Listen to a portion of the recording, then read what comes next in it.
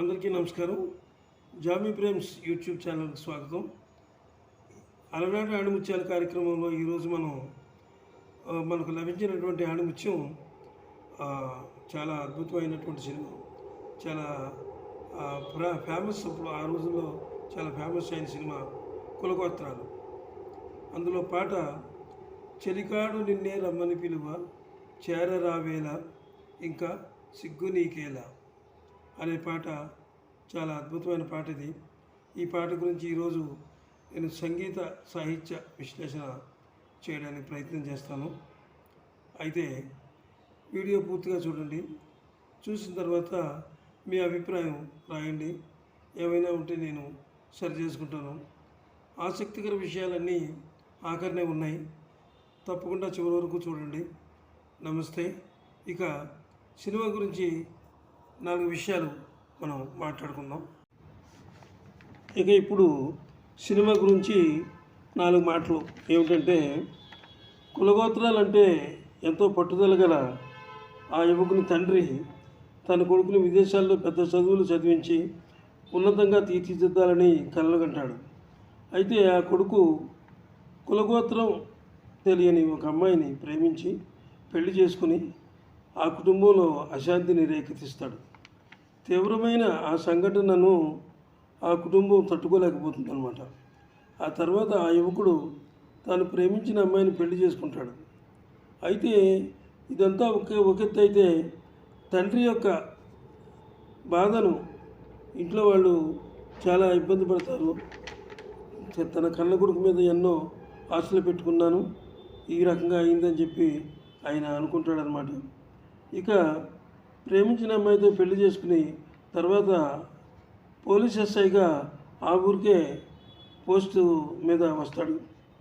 అనేక ట్విస్టులు మధ్య అంటే చాలా ట్విస్టులు ఉన్నాయి, ఇందులో చాలా మలుపులు ఉన్నాయి. సాగేటటువంటి ఈ కథలో అందరూ నలిగిపోతూ ఉంటారు. అన్ని పాత్రలు చాలా మానసిక వ్యధని అనుభవిస్తూ ఉంటాయి.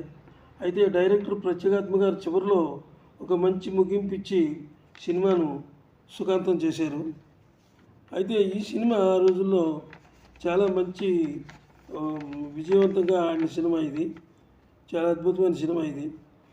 ఆ రోజుల్లో ఎక్కువగా అంటే వాగ్దానం సినిమా నుంచి కృష్ణకుమారి, నాగేశ్వరరావు ఆ జంటను ఎక్కువ చూడటానికి ప్రేక్షకులు బాగా అలవాటు పడ్డారు. చాలా సినిమాల్లో ఈ జంటకు మంచి క్రేజ్ ఉందన్నమాట. ఆ క్రేజ్ వల్ల వాళ్ళిద్దరూ ఏ సినిమా చేసినా సూపర్ హిట్ అయ్యే సినిమాలు. అంచేత వాళ్ళిద్దరి యొక్క జంట ఆ రోజుల్లో చాలా సూపర్ హిట్గా ఉండేది. ఇద్దరు కూడా మంచి కోఆపరేషన్గా నటించేవాళ్ళు అనమాట వాళ్ళిద్దరూ. ఇక ఈ పాట రాసిన వారు విశ్వంభర కావ్య సృష్టికర్త, జ్ఞానపీఠ అవార్డు పురస్కార గ్రహీత డాక్టర్ సి నారాయణ రెడ్డి గారు రాశారు. నారాయణ రెడ్డి గారి సాహిత్యం అందరికీ తెలిసిందే. సినారే అక్షరాలు ప్రేక్షకులను ఆలోచించేస్తాయి, చాలా ఆలోచిస్తాయన్నమాట. ఆలోచిస్తారు ఆయన గురించి, మంచి అనుభూతిని మిగులుస్తాయి.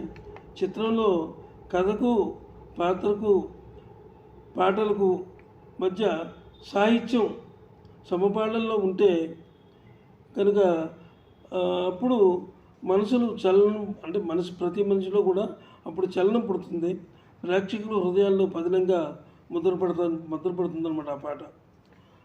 అప్పుడే ఆ పాట రచయిత ప్రతిభకు సాక్షాత్కారంగా, అంటే రచయిత ప్రతిభ ఎప్పుడు కనిపిస్తుందంటే ఇవన్నీ కలబోసినప్పుడు ఉన్నప్పుడే ఆయన పాటలు ఆయనకి అద్భుతంగా కనిపిస్తాయి.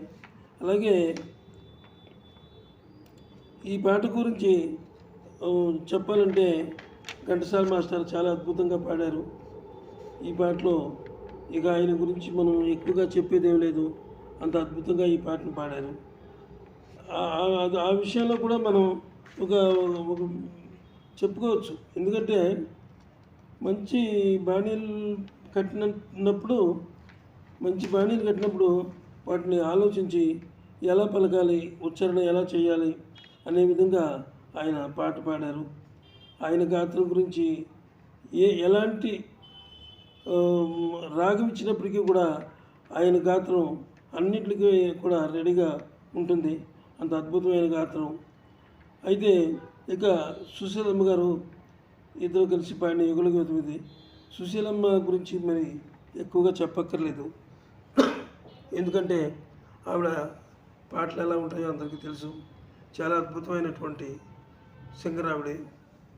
అదేవిధంగా సంగీతం దర్శకుడు కూడా ఆయన మంచి సంగీత దర్శకుడు, సారీ సీనియర్ నటి.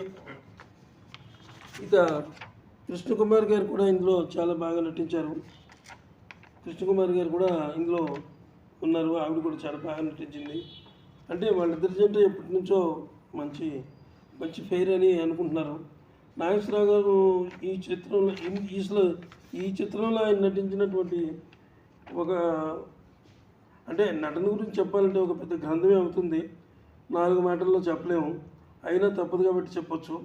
ఆయన చిన్నతనం నుంచే నటనను అవపోసన బట్టి దాని లోతులను పరిశీలించి భిన్నమైనటువంటి పాత్రలు ఎన్నో చేశారు. ఏఎన్ఆర్ నటించిన సినిమాల్లో ఏది గొప్ప సినిమా అని మనం చెప్పలేము, అన్నీ ఆణిముత్యాలే, అజరామర కళాఖండాలే ఆయన చేసినవన్నీ కూడా. ఇక ఆయన నటించిన తర్వాత చూసుకున్నట్లయితే ఆమె జంటగా ఆమె కృష్ణకుమారి, ఆవిడ గురించి చెప్పాలంటే ఆమె కూడా సీనియర్ నటే. ఎన్నో విజయవంతమైన చిత్రాల్లో అన్నీ ఆమె ఖాతాలో ఉన్నాయి. అలాంటి వాటిలో చాలా మంచి సినిమాలు ఉన్నాయి. అవి అంతస్తులు, భార్యాభర్తలు, వాగ్దానం, లక్షాధికారి, వరకట్నం, కులగోత్రాలు, ఇంకా ఎన్నో మంచి సినిమాలు ఉన్నాయి. మంచి పాత్రలు ఆమె చేసి వాటికి న్యాయం చేశారు. నటనలో మంచి పట్టు సాధించారు. ఎప్పటి నుంచో ఉన్న సీనియర్ నటి కాబట్టి ఆమె మంచి పట్టు సాధించి ఎలాంటి పాత్ర ఇచ్చినా సరే చక్కగా దానికి న్యాయం చేసి ఆమె చేసేవారు. ఇక సంగీతం విషయానికి వస్తే సాలూరు రాజేశ్వరరావు గారు ఈ పాటలో మంచి బాణీలు కట్టారు. సాహిత్యానికి తగినట్టుగా రాగాలను ఎంపిక చేసి సందర్భానుసారంగా ఇన్స్ట్రుమెంట్స్ వాడి ఎన్నో ప్రయోగాలు చేశారు. ఆ రోజుల్లో సాలూరి వారి పాట లేని సినిమా అంటూ ఉండేది కాదు. ఈ పాటను ఆయన ఆబేరి రాగంలో చాలా అద్భుతంగా చేశారు. అయితే ఈ వరుసగా వస్తున్నటువంటి ఈ సినిమాలు చాలా సినిమాలు ఉన్నాయి. ఈ జంట ఇద్దరి కూడా వీరి పాటలు అంటే చాలా ఈజీగా నటించేవారు అనమాట. నాగేశ్వరరావు గారు అలాగే కృష్ణకుమార్ గారు కూడా చాలా అద్భుతంగా ఉండేవి. వారి యొక్క అంటే వాళ్ళ ఇద్దరి మధ్య కెమిస్ట్రీ బాగా కుదిరిందనమాట. అందులో ఇంకొక విషయం ఏమిటంటే ఈ సినిమా ఆ రోజుల్లో అసలు అన్ని హౌస్ఫుల్సే. అసలు రిలీజ్ అయిన ప్రతి కేంద్రంలోనూ కూడా దాదాపు అంటే కొన్ని వాటిల్లో దాదాపు కొన్ని 50 రోజులు, కొన్ని 100 రోజులు ఆడి చాలా అద్భుతమైనటువంటి విజయాలు సాధించింది. అలాగే నిర్మాతలకు కూడా కాసులు కురిపించింది ఈ సినిమా. అలాంటి సినిమా ఈ రోజున మనం మనం విశ్లేషణ చేసుకుందాం. ఏమైనా ఎక్కడైనా తేడాలు ఉంటే చెప్పండి, నేను సరి చేసుకుంటాను. అలాగే మరి ఈ వీడియో మీకు నచ్చినట్లయితే ఒక లైక్ ఇవ్వండి, లైక్ ఇచ్చి సబ్స్క్రైబ్ చేయండి. ఏమైనా ఉంటే నాకు చెప్పండి, సరి చేసుకుంటాను. నమస్తే, సెలవు.